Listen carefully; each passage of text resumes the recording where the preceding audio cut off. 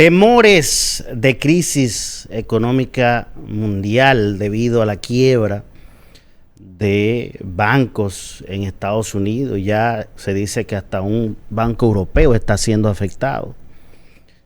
Se oye peor de lo que parece porque al parecer el golpe no ha sido tan duro, a pesar de que especialistas están recordando la crisis financiera global del año 2008, que se produjo fundamentalmente por el tema de los préstamos hipotecarios malos que se convirtieron en unos instrumentos financieros y fueron revendidos.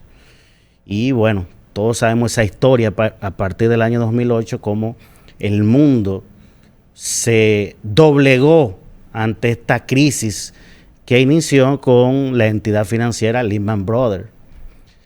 Entonces, ahora, de los bancos que tienen problemas, de los bancos quebrados, el más importante es el banco de Silicon Valley, que afortunadamente se dedicaba a un negocio muy particular, que son las startups, estas empresas tecnológicas. Cuando lanzan sus acciones al público, bueno, este banco las financiaba y se quedaron sin capital.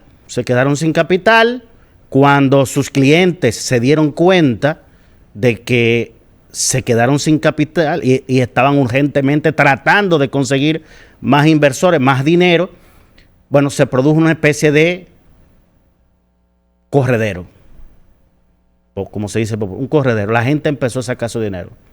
El banco quebró. Así ha pasado con otro. Este banco, el de Silicon Valley, está entre los 20 bancos más importantes de Estados Unidos. Creo que su posición es la número 16 en ese ranking de bancos. Pero ya eso está produciendo sus efectos en países como Alemania y en Europa. El presidente estadounidense se refirió al tema y dijo que no había que preocuparse y que no iba a haber un rescate, como ocurrió en el año 2008. Recuerden la frase "too big to fail", muy grande para caer. Y los gobiernos del mundo, el gobierno de Estados Unidos, fueron al rescate de estas entidades financieras que tenían problemas por mal manejo de sus directivos. En este caso, están diciendo las autoridades, los ejecutivos serán despedidos. Porque esa es otra cosa.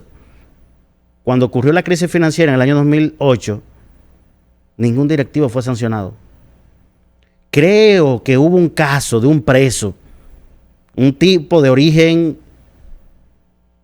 que tenía ascendencia de la India, origen indio. Creo que es el único caso. Pero después, como si no hubiera pasado nada. Bueno, ahora dicen las autoridades estadounidenses, no. A los ciudadanos que no se preocupen, que ustedes no van a tener que pagar con sus impuestos esto. Hay un fondo especial ahí que se creó precisamente por la experiencia de la crisis 2008 y que con eso se va a hacer frente a las responsabilidades con los clientes que todavía tenían dinero ahí, los que no pudieron sacar su dinero o no quisieron sacar su dinero.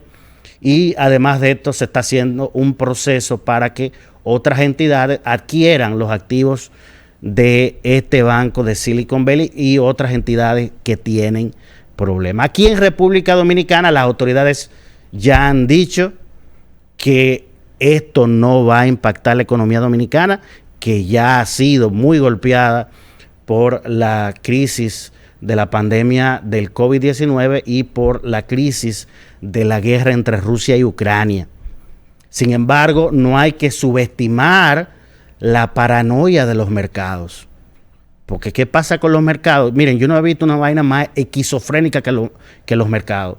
A tal punto que hemos visto, por ejemplo, el año pasado, Elon Musk, el fundador de empresas como Tesla y SpaceX, él publicaba un tweet acerca de sus acciones y eso te producía un movimiento brusco en el mercado de valores. Lo hizo también con el mercado de la Bitcoin. Este tipo simplemente tuiteando y se metió en problemas con las autoridades que regulan el mercado de valores en Estados Unidos por estar tuiteando.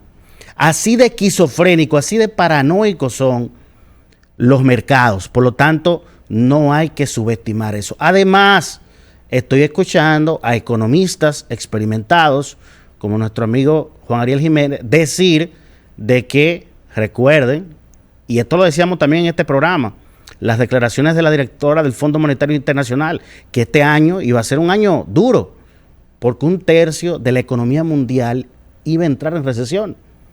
Estados Unidos, aunque técnicamente antes de esta crisis con estos bancos se había salvado por un pelito de la recesión, sí había una desaceleración económica.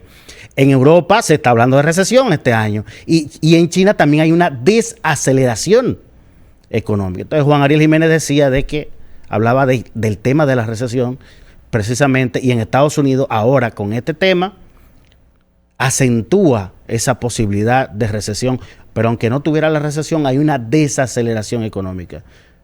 Por lo tanto, hay una afectación para República Dominicana. Ahora, hay que decir que la banca dominicana, los bancos dominicanos, el sistema financiero y monetario luce fuerte. Uno de los grandes éxitos que se le debe de reconocer a este gobierno es que continuó la política macroeconómica del gobierno anterior. La evidencia fue que inmediatamente hubo el cambio de gobierno el 16 de agosto del año 2020. El actual presidente de la República confirmó en su puesto a el gobernador del Banco Central, que venía de administraciones pasadas. Y a pesar de este panorama sombrío mundial, la economía dominicana ha crecido, despertó después del COVID y digamos, aguantó el golpe de la guerra, lo que provocó la guerra de Rusia y Ucrania. ¿En qué el gobierno ha sido débil? Bueno, que ese crecimiento económico tiene que reflejarse, señores, en bienestar para la clase media y para los más pobres. Ahí es donde quizá ha fallado este gobierno. Pero bueno, hay que reconocer que hay factores externos. Esperemos que esta crisis financiera con varios bancos, repito, fundamentalmente de Estados Unidos, pero ya estoy leyendo que hay un banco, por lo menos un banco europeo, que ha sido afectado. Si a esto usted le suma la paranoia que yo estoy hablando de los mercados de valores, imagínense que las personas empiezan a sacar su dinero, que fue lo que pasó con el banco de Silicon Valley. Tenían problemas, ¿verdad? Tenían problemas, pero no tenían que quebrar. Lo que pasa es que sus clientes entraron en paranoia cuando vieron los problemas del banco y quisieron retirar el dinero, entre otras cuestiones, porque hay otra cosa que hay que revisar. Miren, a partir de la Gran Depresión, a finales de la década de los 20, 1929, 1930, a partir de esa fecha en Estados Unidos se inició una política de regularización de los bancos. Posteriormente, después de la Guerra Mundial, con el presidente Ronald Reagan, que era de derecha, era un presidente de los ricos, empezaron a desregularizar ese sector bancario. ¿Cuál fue la consecuencia? La crisis económica mundial posterior que se dio en el año 2008. A partir de la crisis, como si no aprendiéramos de las lecciones, a partir de la crisis de 2008 en Estados Unidos volvieron a establecer ciertas regulaciones fuertes con los bancos. Pero ustedes saben que el presidente Donald Trump, que algunos creen que no es un político del sistema, sí es del sistema, es un político de los ricos. Bueno, durante su administración, Donald Trump, para facilitarle la cosa a los más ricos, retiró esas regulaciones.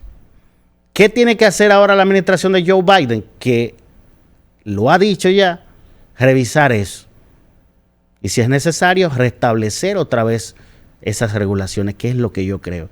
Aquí en República Dominicana pasó algo parecido cuando la crisis bancaria, Banco Baninter, año 2002, año 2003, cuando quiebra ese banco, se tambalea el sistema financiero dominicano, se establecen una serie de regulaciones que antes no habían. A mí me gustaría saber si se mantienen esas regulaciones, si se han hecho más rígidas, más fuertes, o si se han flexibilizado. Tenemos que aprender las lecciones del pasado, pero también se tiene que sancionar a los ejecutivos de bancos que se pasen de la raya o que no hagan su trabajo. Ya basta con utilizar los impuestos de los contribuyentes para salvar a estos negocios y a sus directivos irresponsables.